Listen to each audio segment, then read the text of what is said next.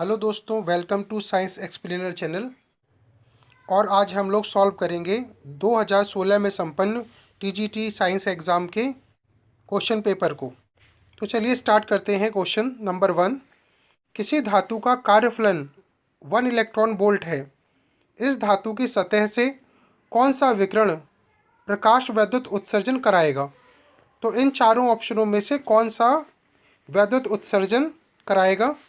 तो हमारा जो आंसर होगा वो होगा 2 इलेक्ट्रॉन वोल्ट, क्योंकि कार्यफलन से हमेशा जो बाहरी ऊर्जा है वो ज़्यादा होनी चाहिए।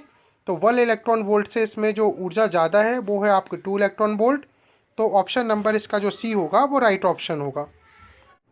नेक्स्ट क्वेश्चन नंबर 2, पीएन संधि डायोड के अवक्षय परत में होते हैं। तो पीएन संधि डायोड के अवक्षय परत में क्या होते हैं। तो पीएन संधि डायोड के अवक्षय परत में केवल स्थिर आयन होते हैं। तो इसका option number D right option है। Next question number 3, power supply परिपथ में डायोड का प्रयोग होता है। तो डायोड इसका क्या कार्य करता है। तो डायोड का कार्य होता है तरंग दृष्टिकारी के रूप में। तो जैसे आप जानते हैं दो प्रकार के दृष्टिकारी होते हैं, अर्ध तरंग दृष्टिकारी तथा पूर्ण तरंग दृष्टिकारी। तो इसका ए ऑप्शन राइट ऑप्शन है। क्वेश्चन नंबर 4, केशिका नली में किसी द्रव का चढ़ना किस कारण होता है। केश नली में द्रव किस कारण से चढ़ता है। तो इसका है आपका डी ऑप्शन सही, पृष्ठ तनाव के कारण चढ़ता है। शांता, परासरण और विसरण नहीं होता। डी, पृष्ठ तनाव के कारण केश नली में द्रव ऊपर चढ़ता है। नेक्स्ट क्वेश्चन नंबर 5, इन तथ्यों में से कौन सा सही नहीं है। तो देखिए पहला ऑप्शन है आपका वाष्पीकरण एक स्वतः प्रक्रिया होती है। बी ऑप्शन वाष्पीकरण एक सतह प्रक्रिया है, ये भी सही है। सी ऑप्शन आपका ताप बढ़ने के साथ साथ वाष्प दाब घटता है। तो ये जो आपका सी ऑप्शन है ये गलत ऑप्शन है। ताप बढ़ने के साथ साथ वाष्प दाब घटता है और यही आपको सही नहीं है, मतलब ये गलत ऑप्शन ही पूछा है। तो जो आंसर होगा आपका वो सी ऑप्शन राइट ऑप्शन होगा। नेक्स्ट क्वेश्चन नंबर 6, किसी द्रव का अणुभार बढ़ाने के साथ साथ उसकी शांता पर क्या प्रभाव पड़ता है। तो देखिए किसी द्रव का अणुभार बढ़ाने पर उसकी शांता बढ़ जाती है। तो इसका जो राइट ऑप्शन है वो ऑप्शन नंबर जो बी है, बढ़ती है, ये राइट ऑप्शन है। तो आपको ऐसे भी पूछा जा सकता है कि द्रव की शांता का ताप पर क्या प्रभाव पड़ता है या दाब पर क्या प्रभाव पड़ता है। तो याद रखिए द्रव की शांता ताप बढ़ाने पर घटती है और दाब बढ़ाने पर शांता का मान बढ़ जाता है। नेक्स्ट क्वेश्चन नंबर 7, पृष्ठ तनाव की इकाई क्या है। तो पृष्ठ तनाव का देखो T इक्वल टू पृष्ठ तनाव equal to force upon length पर यूनिट लेंथ। तो फोर्स का CGS जो मात्रक होता है डाइन और लंबाई का मीटर। तो इसका जो राइट ऑप्शन होगा आपका वो डाइन अपॉन सेंटीमीटर। तो इसका जो ऑप्शन नंबर जो बी है वो आपका राइट ऑप्शन है। नेक्स्ट क्वेश्चन नंबर 8, द्रवों में लंदन बल किस में पाया जाता है। तो देखिए द्रवों में अध्रुवीय अणुओं के मध्य एक विशेष प्रकार का आकर्षण बल कार्य करता है। इसी को हम लोग प्रकीर्णन बल या फिर लंदन बल कहते हैं। तो इसका जो राइट ऑप्शन है ऑप्शन नंबर बी, अध्रुवीय अणुओं में ऐसा पाया जाता है। तो बी ऑप्शन आपका राइट ऑप्शन है। क्वेश्चन नंबर 9, अणुओं का वाष्प अवस्था से द्रव अवस्था में बदलना क्या कहलाता है। तो वाष्प से द्रव में बदलने की प्रक्रिया को आप संघनन, इस प्रक्रिया को हम लोग संघनन के नाम से जानते हैं। नेक्स्ट क्वेश्चन नंबर 10, जल, एथेनॉल तथा डाई इथाइल ईथर का क्वथनांक क्रमशः 100 डिग्री सेल्सियस, 78.5 डिग्री सेल्सियस और 34.6 डिग्री सेल्सियस है। इनके अंतर आणविक बल का क्रम क्या होगा। तो इसका जो सही क्रम है वो क्या होगा। तो इसका जो ए ऑप्शन है वो आपका राइट ऑप्शन है, ऑप्शन नंबर ए। जल का अंतर आणविक बल सबसे अधिक होगा, फिर एथेनॉल का होगा, उसके बाद डाई इथाइल ईथर का होगा। तो इसका जो राइट ऑप्शन है, ऑप्शन नंबर ए इसका राइट ऑप्शन है। क्वेश्चन नंबर 11, किस द्रव की सांद्रता सबसे अधिक होती है? तो देखिए जो भी इसमें ऑप्शन दिए गए हैं, जल, ग्लाइकॉल, एल्कोहल और एसीटोन में से अधिक जो सांद्रता होती है वो होती है आपकी ग्लाइकॉल की। तो आपका जो इसमें राइट ऑप्शन होगा वो ऑप्शन नंबर बी होगा। क्वेश्चन नंबर 12, जल के अणु आपस में किस बंध द्वारा संगठित रहते हैं? तो ये कौन सा बल है जो कि इसको संगठित करके रखता है H2O को? तो सहसंयोजक बल बंध या फिर आयनिक बंध, वंडरवाल बंध या हाइड्रोजन बंध में से पूछा है आपसे। तो इसका जो राइट ऑप्शन है वो ऑप्शन नंबर बी है, हाइड्रोजन बंध इसका राइट ऑप्शन है। नेक्स्ट क्वेश्चन है आपका क्वेश्चन नंबर 13, ताप बढ़ने के साथ द्रव का बहाव पर क्या प्रभाव पड़ता है? तो देखिए अगर आप किसी द्रव का ताप बढ़ाते हैं तो उस द्रव की सांद्रता का मान कम हो जाता है। तो सांद्रता का मान अगर कम होगा यानी कि गाढ़ापन कम होगा, और गाढ़ापन कम होगा तो द्रव का जो बहाव है वो बढ़ जाता है। तो इसका जो राइट ऑप्शन है वो ऑप्शन नंबर ए, ये राइट ऑप्शन है। 13 का ए इसका राइट ऑप्शन है। क्वेश्चन नंबर 14, ऊंचे स्थानों पर पानी कम ताप पर उबलता है, क्यों? क्योंकि इसमें से कौन सा इसका कारण है कि ऊंचे स्थानों पर पानी कम ताप पर उबलता है? तो ऑप्शन है वहाँ वायुमंडलीय दाब का मान कम होता है। तो वायुमंडलीय दाब का मान अगर कम होगा, आपको या पानी को उबालने के लिए अधिक ताप की आवश्यकता होगी। क्वेश्चन नंबर 15, आधुनिक आवर्त नियम दिया गया किसके द्वारा? तो आधुनिक आवर्त नियम किसने दिया है, ये आपसे पूछा गया है। तो इसका जो राइट ऑप्शन है वो डी, मॉजले ने आधुनिक आवर्त नियम दिया। नेक्स्ट क्वेश्चन नंबर 16, आवर्त सारणी के तीसरे आवर्त में हैं।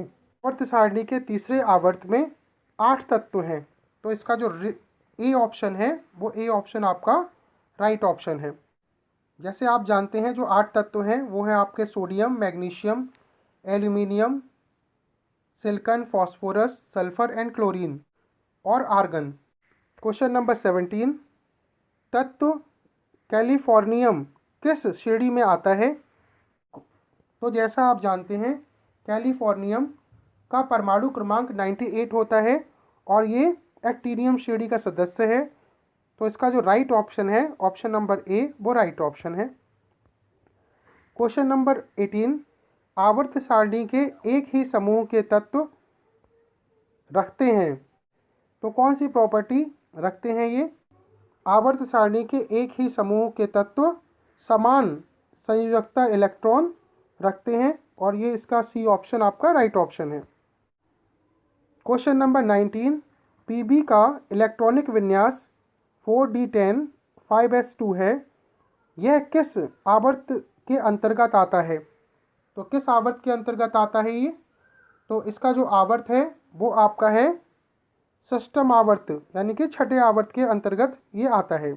इसका परमाणु क्रमांक 82 होता है और ये षष्ठ यानी कि बी षष्ठम आवर्त के अंतर्गत आता है। क्वेश्चन नंबर 20, वो तत्व जिनका परमाणु क्रमांक 56 है आवर्त सारणी के किस ब्लॉक के अंतर्गत आते हैं? तो जब आप इसका SPDF बनाएंगे तो आप ये देखेंगे कि ये S ब्लॉक में आते हैं। तो इसका जो राइट ऑप्शन होगा वो ऑप्शन नंबर ए इसका राइट ऑप्शन होगा। नेक्स्ट क्वेश्चन नंबर 21, आवर्त सारणी के दीर्घ रूप में आवर्तों की संख्या कितनी होती है? तो इसका ऑप्शन नंबर बी इसका राइट ऑप्शन है, इसमें 7 आवर्त होते हैं। क्वेश्चन नंबर 22, निम्न में से कौन सा परमाणु क्रमांक का युग्म एक ही समूह के तत्वों को प्रदर्शित करता है? तो आप देखेंगे कि इसके अंदर जो ऑप्शन नंबर जो सी है 13 तथा 31 ये इसका राइट ऑप्शन है, क्योंकि इसमें दोनों ही 13 और 31 दोनों ही पी ब्लॉक के तत्व हैं। तो इसका ऑप्शन नंबर सी सही है। नेक्स्ट क्वेश्चन नंबर 23, आवर्त सारणी के चौथे आवर्त में तत्वों की संख्या कितनी होती है? तो चौथे आवर्त में तत्वों की संख्या 18 होती है। तो बी ऑप्शन इसका राइट ऑप्शन है। क्वेश्चन नंबर 24, प्रत्येक आवर्त में बाएं से दाएं चलने पर तत्व की धात्विक प्रकृति पर क्या प्रभाव पड़ता है? तो आप बाएं से दाएं की तरफ चलेंगे तो धात्विक प्रकृति का मान घटता जाता है। तो ऑप्शन नंबर बी इसका राइट ऑप्शन है। नेक्स्ट क्वेश्चन नंबर 25, निम्नलिखित में से सबसे प्रबल अम्लीय ऑक्साइड कौन सा है? तो सबसे प्रबल जो अम्लीय ऑक्साइड है इसके अंदर वो N2O5 है, क्योंकि जैसे आप जानते हैं आवर्त सारणी में बाएं से दाएं चलने पर तत्वों के ऑक्साइड की क्षारीय प्रकृति घटती है तथा अम्लीय प्रकृति का मान बढ़ जाता है। तो इसका जो राइट ऑप्शन होगा वो ए होगा। नेक्स्ट क्वेश्चन नंबर 26, लिथियम किसके साथ विकर्ण संबंध प्रकट करता है? तो लिथियम हमेशा मैग्नीशियम के साथ में विकर्ण संबंध प्रदर्शित करता है। ऑप्शन नंबर डी इसका राइट ऑप्शन है। नेक्स्ट क्वेश्चन नंबर 27, अक्रिय गैसों की परमाणुवीयता कितनी होती है? तो अक्रिय गैसों की जो परमाणुवीयता होती है वो 1 होती है। ऑप्शन नंबर ए इसका राइट ऑप्शन है। नेक्स्ट क्वेश्चन नंबर 28, सर्वाधिक धन विद्युतीय तत्व इसमें से कौन सा है? तो धन विद्युतीय तत्व इसके अंदर पोटेशियम है, ए इसका right option. Next question number 29, आवर्त सारणी में 100वां तत्व किस वैज्ञानिक के सम्मान में रखा गया है? तो 100वां तत्व सी है, फर्मी साइंटिस्ट के सम्मान में रखा गया है। तो ये आपको लर्न करना पड़ेगा, सी ऑप्शन इसका राइट ऑप्शन है। नेक्स्ट क्वेश्चन नंबर 30, आधुनिक आवर्त नियम के अनुसार तत्वों के भौतिक तथा रासायनिक गुण उनके आवर्ती फलन होते हैं। तो किसके आवर्ती फलन होते हैं? तो देखिए इसका परमाणु क्रमांक इसका राइट ऑप्शन है, परमाणु क्रमांक के आवर्ती फलन होते हैं। नेक्स्ट क्वेश्चन नंबर 31, क्षारीय मृदा धातुएं इनमें से कौन सी हैं? तो क्षारीय मृदा धातुओं का जो ग्रुप है वो है सी, Ba, बेरियम, स्ट्रोंशियम और कैल्शियम। ये सी ऑप्शन आपका राइट ऑप्शन है। क्वेश्चन नंबर 32, ऑक्सीजन व सल्फर को एक ही समूह में रखने का कारण क्या है? क्यों इन दोनों को एक ही समूह में रखा गया है? तो ऑक्सीजन और सल्फर को एक ही समूह में रखने का जो कारण है वो है इनके इलेक्ट्रॉनों की संख्या, क्योंकि इनके बाह्यतम परमाणु कक्ष में इलेक्ट्रॉनों की संख्या एक समान होती है, इसलिए इसको एक साथ रखा गया है। तो इसका राइट ऑप्शन ए है। क्वेश्चन नंबर 33, निम्न में से कौन सी अर्धधातु नहीं है? तो इसमें बताना है आपको कि कौन सी इसमें से अर्धधातु नहीं है। तो इसका जो राइट ऑप्शन है आपका Sn, बी ऑप्शन इसका राइट ऑप्शन है। नेक्स्ट क्वेश्चन 34, द्वितीय आवर्त के तत्व कहलाते हैं। द्वितीय आवर्त के तत्व क्या कहलाते हैं? तो इन्हें सेतु तत्व कहते हैं, बी ऑप्शन राइट ऑप्शन है इसका। क्वेश्चन नंबर 35, निम्न में कौन सबसे अधिक ऋण विद्युतीय है? तो सबसे अधिक जो ऋण विद्युतीय है वो क्लोरीन है। तो ऑप्शन नंबर डी इसका राइट ऑप्शन है। नेक्स्ट क्वेश्चन नंबर 36, निम्न धातुओं की बढ़ती हुई अभिक्रियाशीलता का सही क्रम कौन सा है? तो अभिक्रियाशीलता का जो सही क्रम वो आपका है ऑप्शन नंबर ए है, सोडियम, मैग्नीशियम, जिंक और आयरन। इसका राइट ऑप्शन ए है।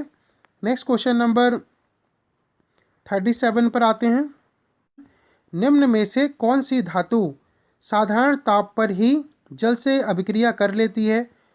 तो जैसे आप ये तो जानते हैं कि साधारण ताप पर सोडियम अभिक्रिया करता है, तो इसका डी ऑप्शन राइट ऑप्शन है। क्वेश्चन नंबर 38, निम्न में से कौन सी धातु अम्लों से हाइड्रोजन विस्थापित करती है? तो कौन सी धातु ऐसी है? देखिए अम्लों से हाइड्रोजन विस्थापित करती है जिंक। तो इसका जो राइट ऑप्शन है ए ऑप्शन इसका right option. Next question number 39, कौन सी अभिक्रिया संभव है? इसमें से कौन सी अभिक्रिया संभव है? तो देखिए केवल इसमें ए अभिक्रिया, ये जो ए ऑप्शन है ये सही है, एल्यूमिनियम और जिंक सल्फेट इसकी अभिक्रिया संभव है, क्योंकि कुछ धातुएं कम क्रियाशील धातुओं को उनके सॉल्ट विलयन में विस्थापित कर देती हैं और कम क्रियाशील धातु को मुक्त कर देती हैं, इसलिए केवल ऑप्शन नंबर ए ही इसमें अभिक्रिया संभव है। नेक्स्ट क्वेश्चन नंबर 40, फफोलेदार तांबा होता है तो क्या होता है इसमें? शुद्ध कॉपर होता है या फिर तांबे का अयस्क होता है, तांबे की मिश्र धातु होती है? तो इसका जो डी ऑप्शन है वो सही है। तांबा जिसमें 2% अशुद्धि होती है उसी को हम लोग फफोलेदार तांबा कहते हैं। नेक्स्ट क्वेश्चन नंबर 41, अधातुएं कुचालक होती हैं। किस चीज़ की कुचालक होती हैं? ऊष्मा की कुचालक होती हैं या विद्युत की कुचालक होती हैं? तो देखिए ये सी ऑप्शन सही है, क्योंकि ये ऊष्मा की और विद्युत की दोनों की कुचालक होती हैं। तो ये सी ऑप्शन आपका राइट ऑप्शन है। Next question number 42, Buckminster fullerene में कार्बन के परमाणुओं की संख्या कितनी होती है? तो इसका राइट ऑप्शन है 60, सी 60 होता है। फुलरीन में कार्बन के परमाणुओं की संख्या 60 होती है और यह एक कार्बन का आइसोटोप होता है, जैसे आप जानते हैं कार्बन का आइसोटोप होता है। तो दोस्तों ये कुछ क्वेश्चन, इसके बाद का नेक्स्ट पार्ट में और लेके आऊँगा। Thank you.